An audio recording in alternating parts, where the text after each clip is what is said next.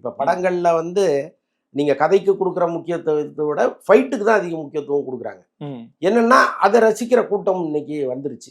ஒரு 4 ஃபைட்டு, ஒரு 4 நல்ல பாட்டு இருந்தால் அந்த படத்தை நம்ம ஓட வச்சிடலாங்கிற எண்ணம் வந்துடுது. அப்போ இணைப்பதற்கு சின்ன சின்ன சம்பவங்கள் இருந்தால் போதும், காட்சிகள் இருந்தால் போதும்னு லோகேஷ் கனகராஜ்லேருந்து பல பேர் நினைக்க ஆரம்பிச்சிட்டாங்க.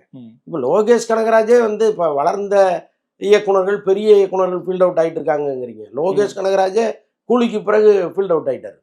ஃபீல்ட் அவுட்னா என்னென்னா வெளுத்து போயிடுச்சு, இவர்கிட்ட சரக்கு இல்லைங்கிற மாதிரி ஒரு இதை வந்து சாதாரண ரசிகனே சொல்கிறேன்.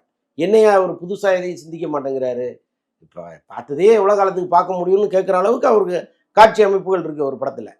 அப்போ பெரிய இயக்குனராகட்டும், சின்ன இயக்குனராகட்டும், அல்லது வெற்றி பெற்ற இயக்குனராகட்டும், எல்லாருக்கும் இந்த ரிஸ்க் இருக்கு. இது ஒரு வகையில் இந்த ஹீரோக்கள் வந்து அவங்களுக்கு அழுத்தம் கொடுக்குறாங்களா, அல்லது இந்த டைரக்டர்களே அப்படிதான் படம் எடுக்கிறாங்களான்னு நமக்கு தெரியல. இல்லை சார், படம் ரிலீஸுக்கு முன்னாடி லோகேஷ் கனகராஜே வந்து சொல்றாரு, இப்போ 150 ரூபா கொடுக்கறது வந்து தான் நான் சாட்டிஸ்ஃபை பண்ண முடியும், அந்த 1000 கோடி அதெல்லாம் என்னால் முடியாது அப்படின்னு நம்ம சொல்றோம்.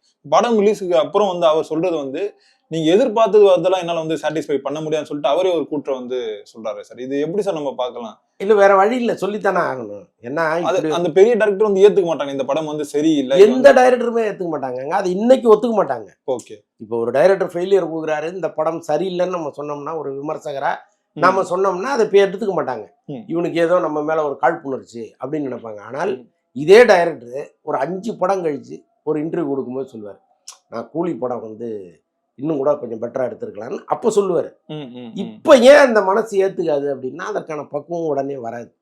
இன்னும் அடுத்தடுத்து படங்கள் பண்ணும்பொழுது அவரே ஒரு கிராஃபை பார்க்கும்போது என்னடா நம்ம அந்த படத்தை சொதப்பிட்டமேன்னு தோணும். அது பின்னால நிச்சயமா இதே லோகேஷ் கனகராஜ் சொல்லத்தானே போறாரு.